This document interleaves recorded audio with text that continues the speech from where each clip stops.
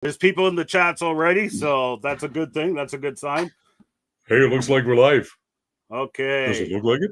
Good evening, Ben. Thanks for joining us. Give us a second to get up and running. We had some technical problems. We had a number of technical problems, and I'm still having a number of technical problems. I'm tangled in my wires. I think the technical problem's name is Al. Well, no, it's more than that. Okay, so let me check. 1, 2. Okay, I've got audio on the camera. You are recording locally. I can hear you. You can still hear me? I can hear you fine. Right on. And John Davis. Okay, good evening, John. Thanks for joining us. I apologize. We had to reset everything up again. What am I looking at? We are doing a recording. We're attempting to record Genesis Week Live.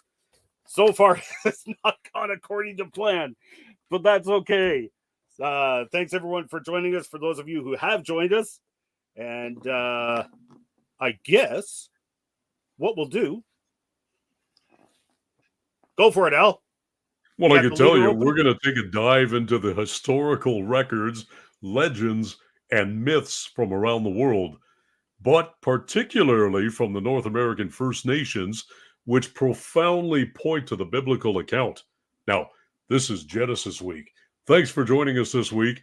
Thank you for your patience. And I'll tell you what, let's get right into it.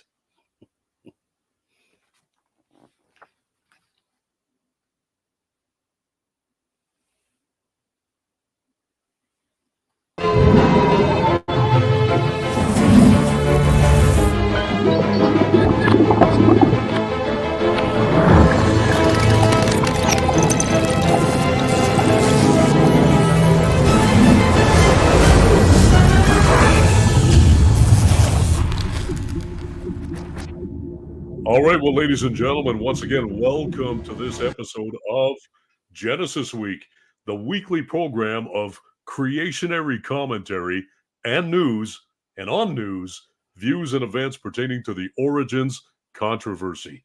Now, made possible by you, the supporters of Core Ottawa, Citizens for Origins Research and Education. Thank you so much for your support. Excellence in private broadcasting.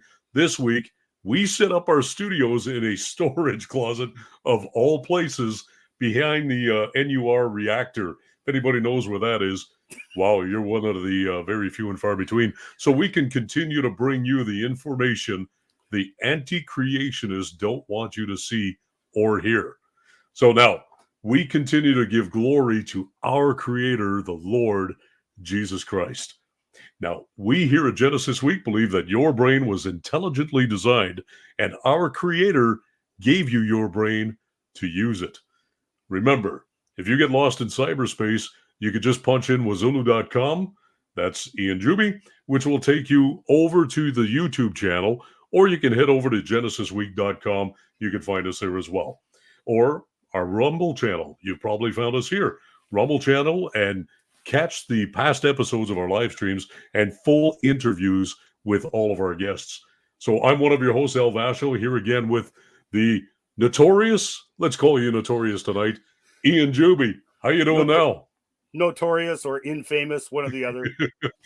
I'm doing grand. How about yourself? I'm doing fantastic. We're a little late getting going. You want to call up the slideshows?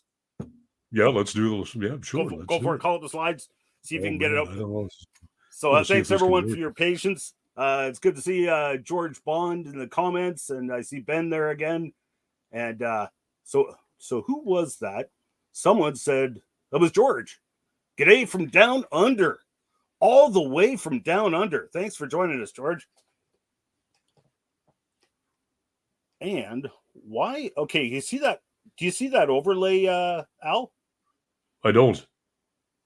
It's gone. Excellent. Okay. Okay. You clicked it. Okay, so go ahead to the next slide there. Oh, you want me to go to the next slide? Okay, here we go. You might be able to use the right and left keys on your arrow keys on your keyboard. Okay, I'll try that. I'm not your average Vanna White, although I try. Did you see? You probably didn't see that because you were reading your script, but I was doing this. Oh, no, I didn't see that. You probably wouldn't have. Okay, Buzzbird, Mexico. Egats, we got, and from John Davis in Idaho, Egats, we got everybody in the house tonight, all over the world. That's excellent. Look at that. Look at that. Now I'm seeing full screen. I don't see you at all. That's fine. All right, we're on slide 2. Okay, so if you want to go ahead and read your lines from after that, from Ian Responds. Oh yeah, I can do that. So you know what? It's December 20th, 2023. Many of you viewers will have caught the Core Ottawa podcast we recorded back in, I think it was June. Now, episodes number 5 and number 6, the tragic eradication of the Red Man and the Red Record. Now, both of those podcasts were plagued with technical issues. If you were part of it, if you tried to log on, you know all about what we're talking about. So, and we now have more information and new research project for which we need you, the viewers, and especially any First Nations people watching this to help out with what we're doing here today. So why don't we start with the overly racist titles of those podcasts, as well as title of this live show, The Red Record Revisited. The Washington Redskins, perfect example, even ditched the Redskins from their sports club name. Now, you're embracing it. Isn't that kind of racist and so on? You know all about the Redskins.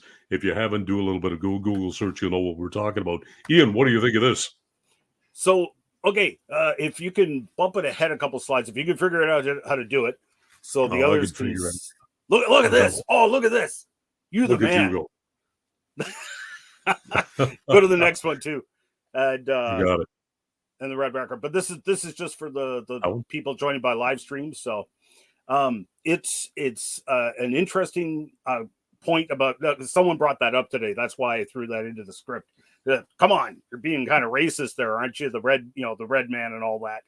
Actually, it's not. Now, I very carefully chose the wording and the titles for this for multiple reasons. First of all, the red skin. This is not about skin color. This isn't even so much about race. It is partly, but it's not even so much about race.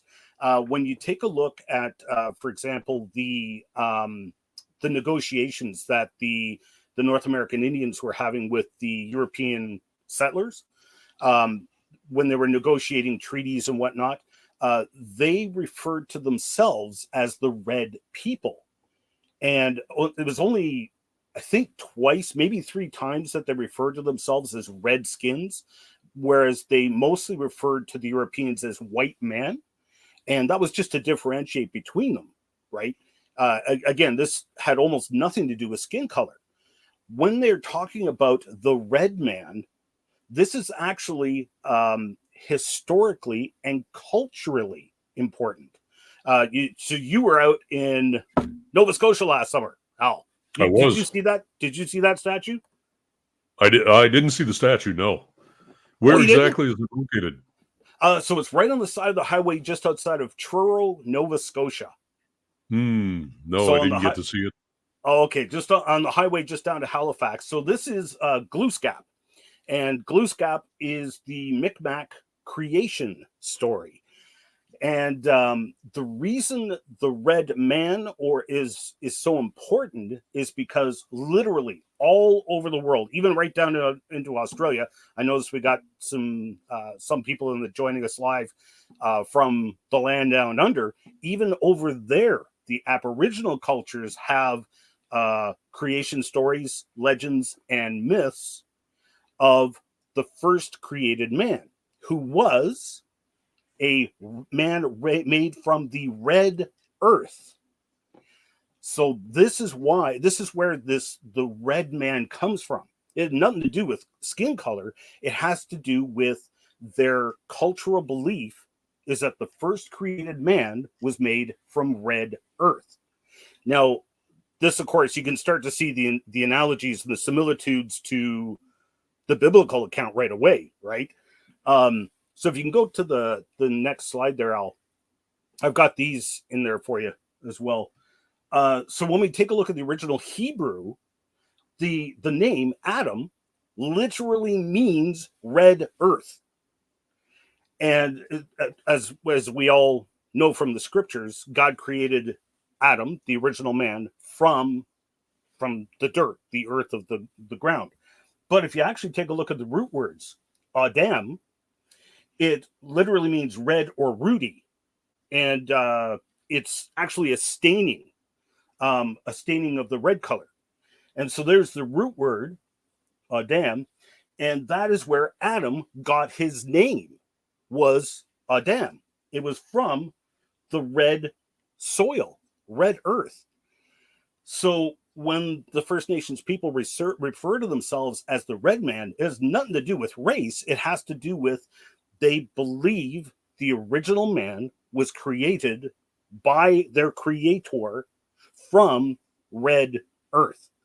So when you start looking into this in the scriptures, and you remember we talked about this on the live stream, red ochre. We did. Yep. Which was it's a red earth, and it's a sacred thing to them. Red ochre is sacred to many of the First Nations tribes. This is also important because when we talked about the red record, which we're not going to have the time to get into this week, but the red record, the reason that information is so scarce, and in the First Nation stories that we discussed in the live streams and whatnot, and what we're going to bring up in the next few episodes, the next several episodes, for starting today, is these stories that we're going to get into are sacred. And so us white folk, we don't have access to these. So this is going to become very important in just a moment when we explain our next little research project here coming up, because we need First Nations people to be involved in this. Now that you and I had both talked about, our apparent native ancestry, because didn't you say you had native blood as well?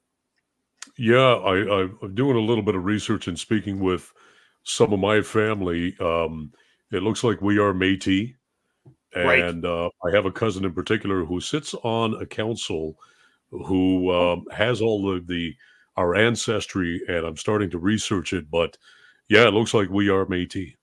Gotcha. Yeah, I've Mhm. been struggling with trying to research my family's ancestry, and that's I won't go into that. Except, I'm sorry. Go ahead. No, I was just going to say it's quite the task. It is. It is because, and this actually kind of brings up an important point in this discussion, in that especially here in North America, not just Canada, people all around the world have heard about the residential schools in Canada and all Mhm. the horrors that happened. But it also happened in the States. And of course, let's not get into, what all happened with the Aztecs and the Europeans coming over there, whatnot. But the point I'm getting at, though, is that there was an active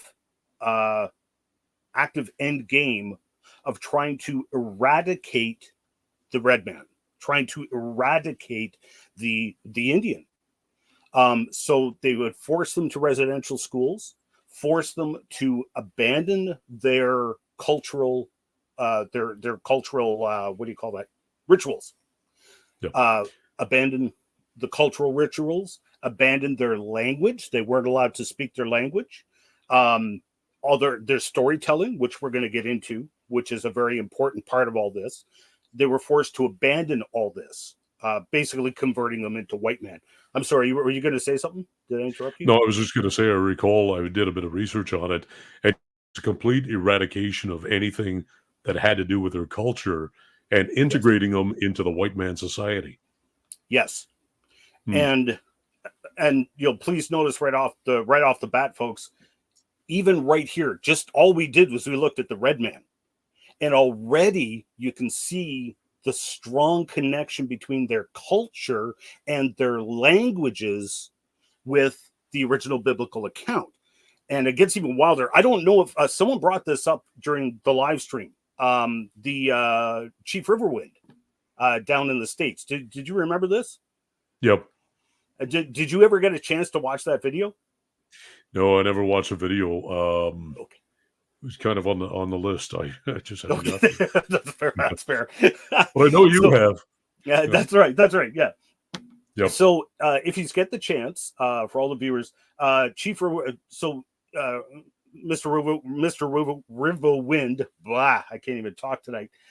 He is First Nations chief. He's a war chief down in the States, and his wife is also Native, and they travel all around. They do a lot of ministry with the First Nations people, and he was on John. I've forgotten his name right now. Anyway, there's the link there. Now you see TV, and they shared a fascinating story where they took a bunch of elders and chiefs and they went over to Israel. And with the permission of the Israeli council and government and all that, they brought their traditional drums, and they were singing traditional native songs with the drums in their language. So this is really important. In their language, which was systematically, the American and Canadian governments were trying to systematically remove, bring to extinction. They were singing the ritualistic songs from their culture. And the Jews there at the Temple Wall, they were singing at the Wailing Wall. And the Jews that were there immediately started trying to shut them down, going, stop. What are you doing? You can't sing those words. You are singing the words of the name of our Most High God. They are singing in their original language from North America. And Pretty the amazing. Jews, yeah, and the Jews are telling them to stop. You can't sing that. You can't do that here. This is the holy name for our Most High God. You can't even speak it, let alone sing it. And of course, part of the native culture is once you've started these songs, you can't stop. And so anyway, he shared the story. But again, the thing I want to call everybody's attention to here is notice that it involved the original culture and the original language. And notice the connections to now the Hebrew language and the Hebrew culture. Connections that you would not have known except that you know the First Nations language and culture, which they, of course, do. That's how they wound up there. So, you remember this? Oh, you got to move ahead a couple of slides. I don't see here, but where are we here? Okay. Next one. Yeah, keep going. There's the river winds. Hey, leave it there just for a quick second for the sake of the people in the live stream. I will try and add these in these links in the description for later on for the sake of those catching by live stream, so you can go watch it yourself. And one more thing, Ian, just before we move on, I want to talk about something real quick. So this past September, my family went down to Lamoureux Park in Cornwall, and they had, I think it was like September 23rd, they had a culture fest, Cornwall Culture Fest. Oh, it was eye-opening. So they had a lot of the native people dancing, singing, performing, doing some speeches and stuff. What was most intriguing, there was one particular group that got up on the stage, and it's an outdoor event. And in the young man's lecture or speaking, he was talking about their culture, their tribe, but it was amazing because in there, and I wish I would have recorded it. Maybe I'll try and find a video, but it was all praise to God and Jesus Christ, that their tribe was based on Christianity. Right. Now, I can't recall the tribe name, but I will find it. I was taken back because I was not expecting it. It was my first real encounter with the native people and the connection between that and Christianity. And to me, it was just mind-boggling. It was incredible. Right. Mhm. Just one comment here I'm going to call up just before we move on. Buzzbird. That is false. No language in the Americas has any connection to Hebrew. Only Mormons make such a claim. Now, it's thank you for the comment. That's an interesting point. The catch is, I would contend, is then you have to come up with an answer for what exactly the Riverwinds and all these tribal elders experienced when they went over to Israel and they were just practicing their culture. It was the Jews that came up to them and said, this is our name for the Most High God. So I mean, take it for what it's worth. I mean, this was multiple people that went over there specifically to practice sing their tribal songs, practice their cultural drumming and their songs and their cultural practices. And it was the Jews that told them this. So I don't know, take it up with them, I guess. So anyway, okay. So if we go to the next slide. So this was from Laura Dieter, who is actually a counselor on the First Nations Reserve, not far from here. She's been just a huge help to me over this past year as I've tried to gain insight into the First Nations culture, because I mean, I didn't grow up in the reserve. I wasn't born on the reserve. I have no idea what it's like, and I'm trying to understand it and get a better grasp so that I can incorporate it into my children's show, which we'll discuss later on. Anyway, she is a fantastic artist, and she threw this together in like one afternoon when I called her up. Do you remember this, Al? I do. Yeah, I called her up in a panic, story. and yeah, I called her up and I'm like, hey, I need Nana Bojo. A drawing. Do you have anything? And she didn't, but she's like, no problem. I'll whip you up something. And she whipped this up, and it's just fantastic. Yeah, it really is. It was perfect. So she's on Facebook, facebook.com, Laura Dieter Art. I'll have the links there as well. So this is mostly Algonquinian here in Ontario, but it's multiple First Nations cultures in North America, which have not only a story of a great flood that flooded the whole world, they routinely, many of them, talk about a turtle. And it's very unusual. Why a turtle? In fact, you'll hear have you heard the term Turtle Island? I have. Yep. So Turtle Island. So depending on the tribe, in fact, in the Algonquin tribes here and the Cree tribes, which are very closely related here in Ontario, you'll notice that the animals change in the stories. The stories have a lot of similarities, but the animals actually change from tribe to tribe. But one thing that is consistent across multiple tribes and multiple languages is the turtle. And some of those tribes believe the whole earth is Turtle Island, whereas some of the ones here in North America believe that North America is Turtle Island. But again, this consistency of the turtle. Why the turtle? It's very strange.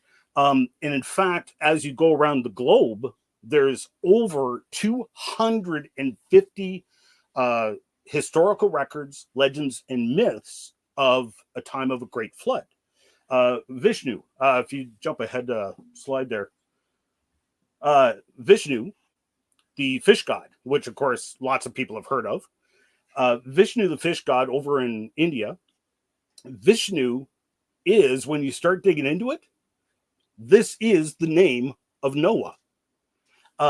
Vish is actually the word for what is now known as fish or poison, depending on the context and everything. But Nu is just a form, one of the many forms of spelling of the name of Noah. For example, Noah, it's also spelled Nu, Noah, Noe, No, Neo. Interestingly, if you take a look in other languages, so Hebrew is written, okay, right to left. Did I get that right from the camera? I think so. I think so, eh? Okay. Lost my monitor there. So right to left. So Hebrew is written right to left. English is written right. left to right. And many languages are written left to right. It's backwards from Hebrew.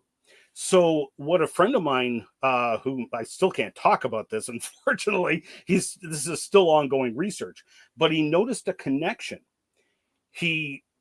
It's like if someone encountered the name Noah written somewhere and they knew enough of Hebrew to be able to read the characters, or what's that? Hooked on phonics. Hooked on phonics. Yes, yeah. Did you ever do that? I never did it, but no, I never did it. No, so hooked on phonics. If they know enough about it, the name Noah gets reversed in other languages. So it's the same name, but in Greek it's Aeon, On, Oan. In other languages, it's Oannes, Johan, Johan, Jan, John, Ian. Joanne, you've got the feminine versions: Joanne, Joanna, Hannah, Iona, Joan, Jan, Jane, Janet, Janice, and Jean. These are all the same name. They all mean the same thing: God's grace. But Noah found grace in the eyes of the Lord. So now we come back to Vishnu, the fish god. After, because if you remember in the scriptures, after the Noah's family got off the ark, they all lived for hundreds of years after the flood. They outlived people who were born after the flood. And so they became revered as gods because they never died.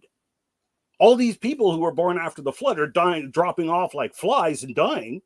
But the people who came off the ark were living ridiculously long lifespans. They never died. So they became deified in legend and myth and historical, legends, basically, mythology.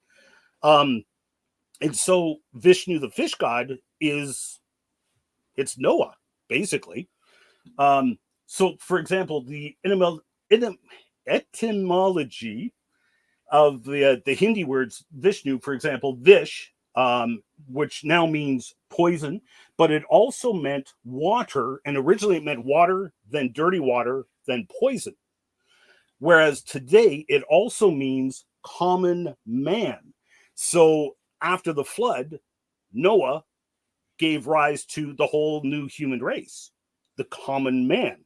So you see all these connections in the word Vish. And of course, Vish is where we get the English word for fish. It's the same root word. But also notice words like poison, which in the French, the French word for fish is poisson. It's almost identical spelling, in fact. So you get all these connections between Vishnu, the fish god, who saw a worldwide flood. The mythology involves a worldwide flood where everybody was destroyed except for a scarce few who were saved on board on the back. Whoops, wrong one, too far. On the back of a turtle. So there's the turtle again, way over in India. What's going on here? What is with this turtle? And I would like to contend that a major hint, a major clue we would get as to why the turtle, it'll come up in a second. I want to go over, first of all, the extent of these flood legends, because there's a lot of them. Last count I heard, it was over 250. I don't know what the count is. It's a lot. Yeah, I think that's what I've heard, about 250, 275 or whatever. Yeah, somewhere in that, eh? Yeah, okay. For example, Edward Winslow Gifford, 1917, talked about documented the Miwok people's flood legend. This is down in California, one of the First Nations tribes. And once again, they talk about in their flood legend another commonality. What would you call that? A common theme, I guess.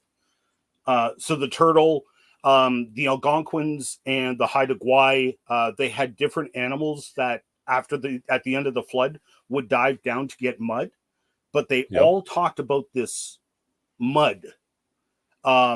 And again, in the Mohawk as well. Do not forget to bring the mud. Do not forget to bring the mud. And so they sent, thus he said, to the dove and the hummingbird. And then the two went to obtain mud. So you see different animals going and getting this mud. Now, I don't know what the mud part is yet. That I'm looking into that, which is what we're getting to, because we're going to need everybody's help for this one.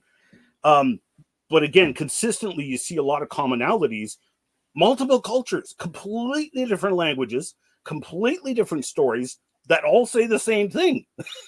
They all say a lot of the same things. Did you ever get to see this in Ottawa, Museum of History? No, I remember it. That was a few years back. Okay. Yeah. No, I remember the displays and the whole thing, but I never made it down. Right.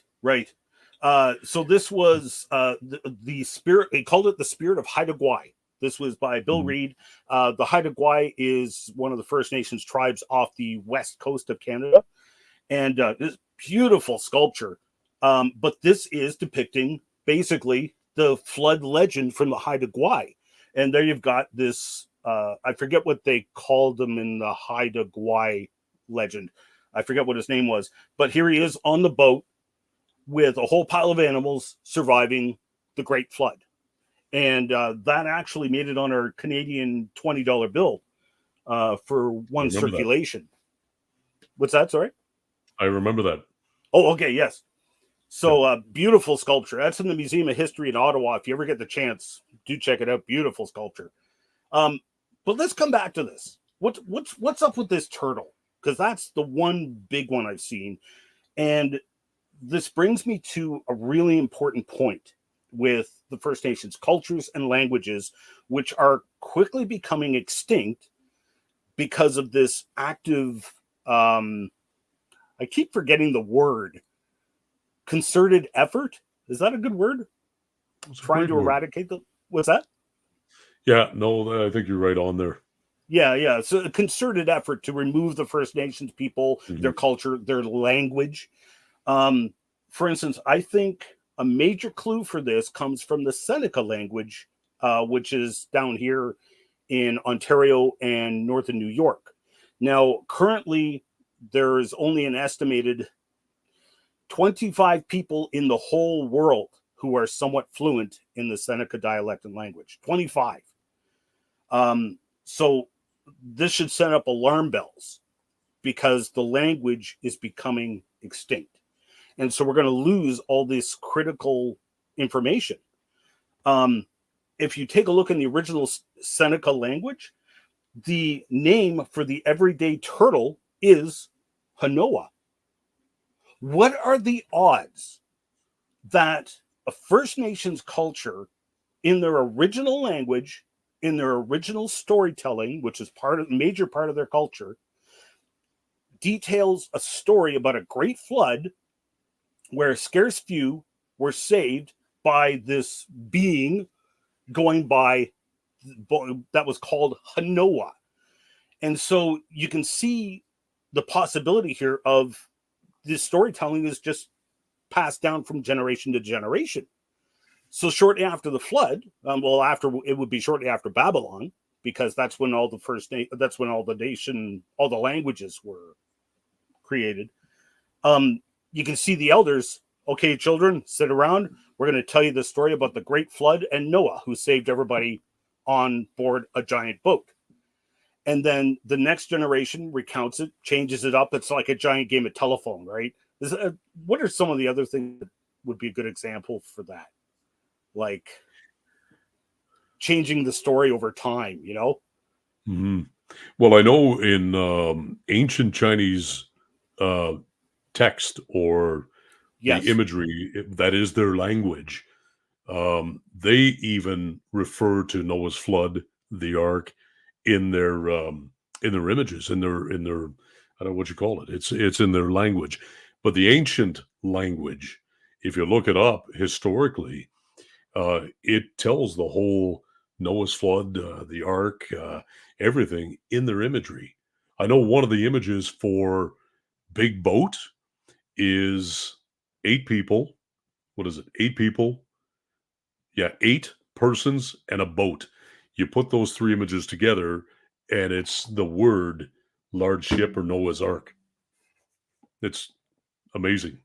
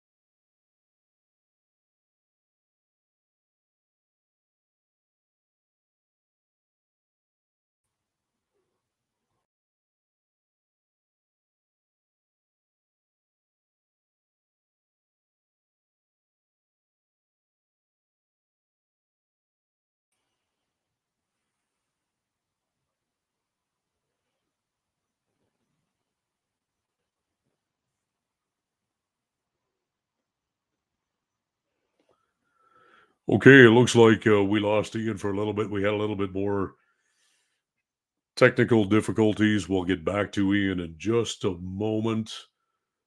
I think you can hear me. We're talking about the whole history of the Noah's flood and the stories around the world. And I know we talked about 5 stories from around the world, just about in every nation. One of the things I was looking at was the ancient Chinese language, how it depicts. Look at the ancient language, but it depicts the whole story of Noah's flood through their writings, their imagery. But it talks about 8 people in a large ship, in a flood, and so on. And it creates all of that in one image. But when you break it down per section, each one equates to something. One is 8 people, the other one is large ship, the other one is flood. And together it creates a Noah story. But again, you got to go back to the ancient Chinese language. Are you back? I'm back. Hey, welcome back. It looks like I may have taken everybody out. I'm not quite sure why. Well, But everyone's saying in the chats, what happened? Was the stream muted? Are we still going? Hold on. Benevolence, Cinecorum, yay. Everyone is back again. Everyone is back. Okay. We're still going. Yeah, I think everybody's back. So sorry for the technical difficulties. Welcome back. Yes, I just had a major blue screen of death happen, so I had to reboot everything. And of course, we were so frantically getting going that I forgot to mention to Al, don't leave the studio if something goes wrong, because the studio will keep going and keep streaming. So, right. Anyway, so where do we live? Oh, yeah, the Seneca language, and you were bringing it up, and I hear you were ad-libbing about the Chinese language. Excellent. Yes. Good man. That's why we pay you the big bucks. Well, I can't wait to get that paycheck. Okay. So coming back to the Seneca language, what are the odds that the Seneca flood legend over here in North America would talk about a worldwide flood that destroyed everything except a scarce few who were saved on board a floating vessel, along with some creature named Hanoah. And so you can see, as the giant game of telephone went on, as the First Nations stories were told generation to generation, and the story changes over time.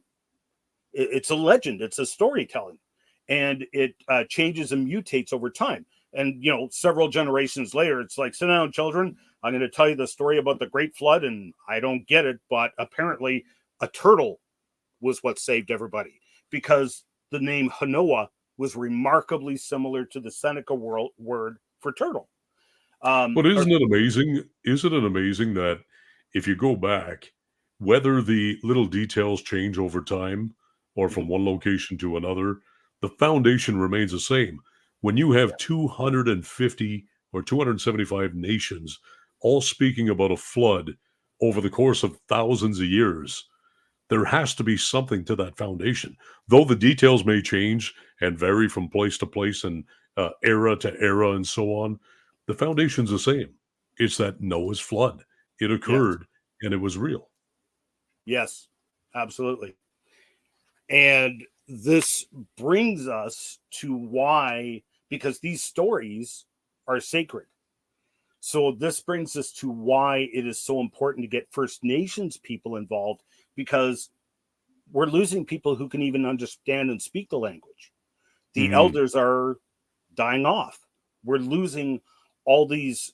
The farther we go on, the more the story gets distorted over time. And so the older the elder we can get, and the closer to the original language we can get, the better. And so we want to try and record these stories before they are lost. We want to document it better. And that's where we need everybody's help and the viewers. So this brings us to the red recordings. And so what I'm calling on everyone to do to help us out here, especially the First Nations people, go to your elders, preferably in your original language, because unfortunately what I'm dealing with, first of all, these stories are sacred. So I, as a white guy, tough, even if I have First Nations ancestry, it's a sacred thing.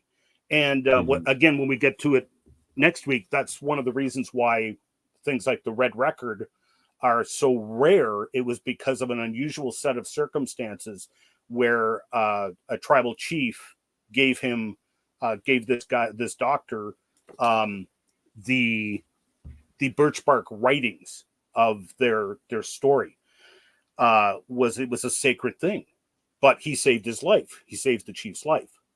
So he gave them this gift, right? Whereas the First Nations people, it's sacred. You have access to it. And it would also encourage the preservation of your original language, of your original cultures. This all ties into us here at Genesis Week because we're hugely interested in this, because look at all the connections. This all points back to the scriptures. It's not a white man's Bible. It's a Jew's Bible, basically. So it's not even our book. It's not even our culture. So anyway, the red recordings, what I'm proposing is the First Nations people, if you can, please go to your elders and videotape them, preferably saying whatever stories they know, your cultural stories and legends and myths. Record them on video in your original language. If at all possible, please provide an interpretation, a translation.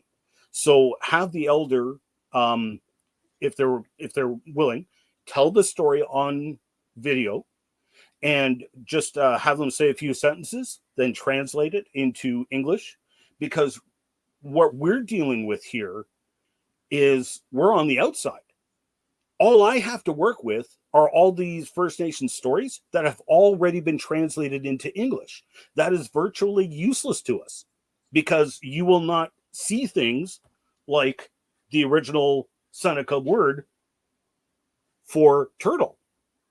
If I hear that in a story in the original Seneca language, and I hear them say, yes, they were all saved with Hanoah, well, the conclusions are going to be obvious, but you have to hear it in the first language, in the original language of the storytelling. And it's a cultural thing too. Whereas the English translation, it calls North America Turtle Island. It doesn't call it Hanoah Island. Hanoah Island changes everything. But all we have to work with is English. So this is why we want to record it as much as possible in the original First Nation languages. By the older the elder, the better, because they will have. Help me out here, Al. How would you put that? They're older, so they have the story closer to the beginning. Less. They'll have, and they'll have. The older they are, they'll have more direct input from elders before them. Yes, and right, also the generation before them. Yeah, and this applies also to cultural things. We mentioned the river winds. So things like the drum beating and the singing. Who would have known? Who would have thought that a bunch of First Nations guys going over and practicing their cultural singing over in Israel would lead to this, like, that's pretty startling to have That's pretty Jews come up. remarkable. Yeah, I mean, Mhm. that's, but how did that happen? They were singing, practicing their culture, their cultural songs, their ritual songs, and they were singing it in their original language. So we wouldn't have known that except they had gone over there and done that. Who would have thought? I certainly never would have guessed. And so this is why even things like the traditional songs and the rituals, even those are important because they have there's they have their foundations in truth. So it's been distorted over time, but the farther you go back, then you get to the original purpose of the traditions, the stories, the songs, because they would tell stories in song, even. Now, I have a question for you. When it comes to Yes. this kind of task or this project, what Yep. is the best course of action for people listening to take? What would be the steps or what would be the best course of action to start rolling this project out, maybe in their communities or the people that they know and stuff? What would you suggest is the best way to proceed? Okay. Excellent. I will put these links. You lost a slideshow, eh? Can you bring up that No, slide? I have it here. Okay. You don't see it? No, I don't see it. I don't think anybody else does either. Oh, well, let me Uh, try and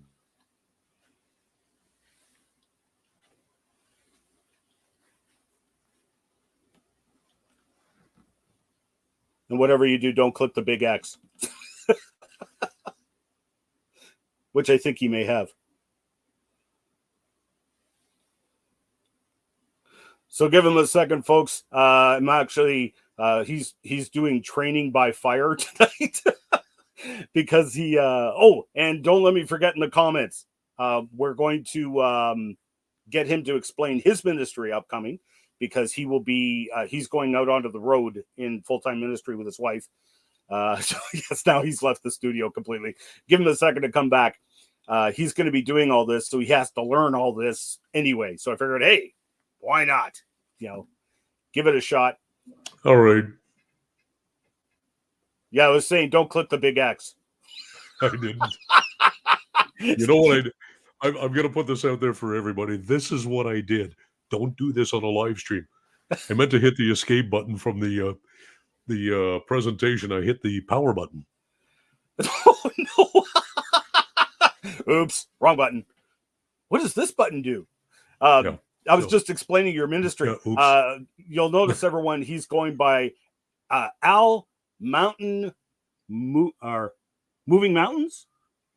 Moving Al Moving Mountains. Mountains Vashon. Moving Mountains is actually going to be his ministry name. Him and his wife just bought an RV, and they're going to be traveling around, and they're going to be doing a lot of live streaming. So do check them out on what's your TikTok handle? So it's just at Al Vashon. Okay. I will create a secondary one as well as a YouTube channel and a Facebook page and Okay. all of that, all the social media sites. I will be posting that probably within the next month or so. Yep. It'll be the same handle for all social media. Okay. It'll Cool. probably be Moving Mountains. Okay. Cool. So it'll be a mobile ministry. We'll be traveling, hopefully North America, God willing, and just ministering to those, around us. Yep. Okay. And so while you try and get that slide going up, I'll just explain it on the screen here because I'm glad you asked that question about how how do you get started. So if you actually manage to film some of your elders or whatever, you can also drop me a line, and if it's close enough, or I might be coming by. This is a long-term project, so by all means, drop me a line, get in touch with me. You can email us comments@genesisweek.com. Apparently, that email address went dead, and I didn't notice. Forgive me. It's up and running now. And or you can tag us on Twitter or X at Genesis Week, or on Facebook at Core Ottawa. That's the Core Ottawa Facebook page, or on Rumble, rumble.com/user/Ian Juby. Find one of the videos, maybe this one, and leave a comment down there. Or if I can make a suggestion, perhaps record your story and upload it to YouTube. That would probably be the easiest way, because that's all you can do it on your smartphone. You don't even need to edit it, really. It's just record it and upload it to YouTube. Way you go. So I would suggest put it up on YouTube, or alternatively, you can say put it in Dropbox and try and send me the link. But if you want to keep it private and unlisted, just put it on YouTube as an unlisted video and send me the link to comments@genesisweek.com. Also on YouTube, so you can go to wazulu.com or youtube.com/wazulu. Will also take you over to my YouTube channel, which is the Genesis Week YouTube channel. And so anyway, that's how you can get in touch with us. So hopefully I might be able to come and record, and I would bring cameras and a microphone, and we can just arrange it that way. Or if you can record it yourselves, that would be best, because then we're not restricting it to wherever I happen to be. And I don't have to travel ridiculous distances. Regardless, this is a long-term project. By all means, please keep in touch with us over this. Just reference the red recordings. And I want to, as much as possible, document this, make it all available online as much as people are willing to share, and try and preserve this history, this cultural, the languages, before they are lost to extinction, really. Okay. I think that's all we got. So, Al. How did that work? That's okay. Just skip over that. I think that's what we got. Red ochre was sacred. Ooh. Yes. That's okay. Skip over it. Yeah, no, that's all great. You can skip over all that now. Yeah. Okay, I'll put the links in the. What would you like to see? So let's do the mailbag segue. Let's go to the mailbag. You're gonna put me on the spot here. Oh, I am. Oh man! But you're doing a fine job. So I have to explain to people, this is my first time actually using this program, and you'll have to bear with me, because I'll tell you, it's a lot of fun, but it's a little bit confusing at the same time. So here we go. All right. And I don't think I downloaded the mailbag. So I need your assistance here. Oh, okay. We can just skip it for now. This is just for the live we'll stream get that anyway. next one. We'll do it next right. one. It's just for fun anyway. So insert mailbag segue how here. About questions? Do we have any questions? We have a lot of comments. Let's go to the chat. That's where I was going. Yeah, so, we do. Around the so Andrew Coachella. Yes, just actually, can you read that one? Yeah, it says, "Thank you, Al and Ian Juby. Blessings, folks." Oh, that's a different one. Or the one before that. I have it on the screen. That is the one reasons I love learning languages. They hold amazing secrets with regard to this discussion. Okay, 1 second. I scrolled up. I had it on the screen there. Oh, you're all the way up. Okay. Yeah, this is one. So, okay. Well, tell you what. Why don't you scroll up? There was a few I wanted to touch on, but I like Iron Matt. Dr. Nathaniel Jeanson's video on pre-Columbian civilization in America are great. I have not seen that yet. I have heard about it, but but I have not actually seen it or heard it. And thank you for the comment.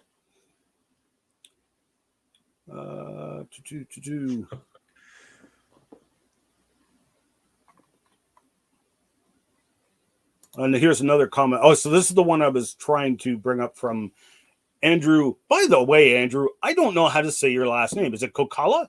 Kokala? I think it's Kokala. So on Facebook, yes, just like Arabic and Urdu, Farsi, and other languages, Hebrew is written and read from right to left. Oh, okay. I didn't know about Farsi and Urdu. Interesting. Okay.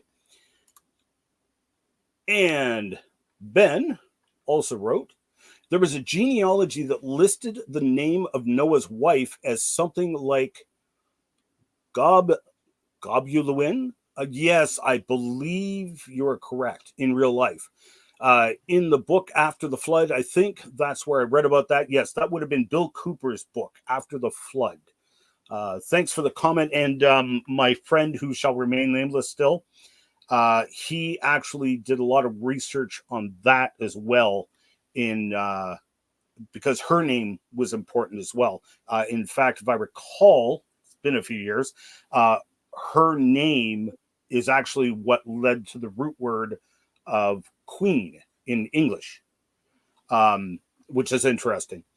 Urdu, not Urdu. Okay, thank you. Thank you for clarification. Okay.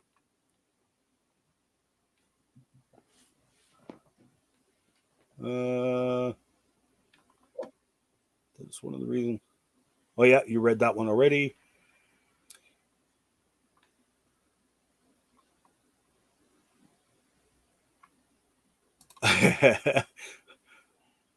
Around the Arctic. Okay, this is Ben again. Around the Arctic, bear with me, can be a real problem, eh? Yes, it most certainly can. Yes. There, he just corrected. It's Andrew Chicola. Chicola. Okay, thank you very much. All right, so we have gone for almost an hour. So why don't we call that a night? I've certainly got enough content for one more show. So this show will air next Friday. I have to be up all night editing this because I need to get it to the station by tomorrow noon, I believe, because Miracle Channel will be shutting down for the Christmas break. So, Al, you want to close this out? Yeah, I just want to say a very special thank you to everyone that participated, that joined us tonight, that commented, and had some questions. It's because of you that we do this.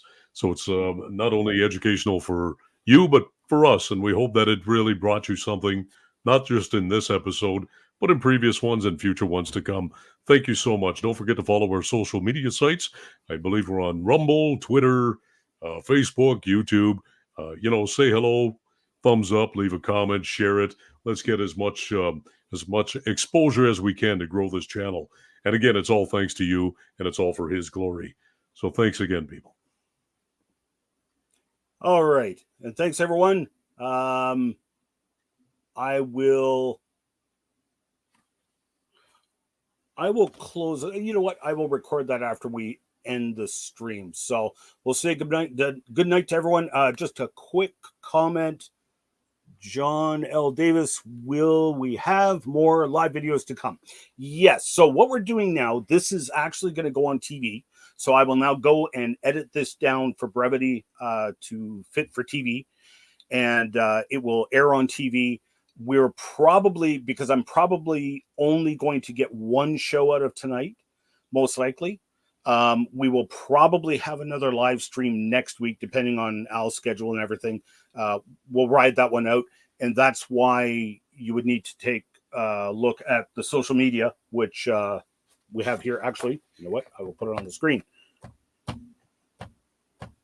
That's slideshows from last week. There we go there. So at Genesis Week on Twitter, at Core Ottawa on Facebook, rumble.com/user/IanJuby, and of course, wazulu.com is where we will have all the listings for the next live stream coming up. So if we do one next week, just have an eye out there on social media for the next live stream. It might be a few weeks from now. Don't know. It depends on how many shows I get out of this recording.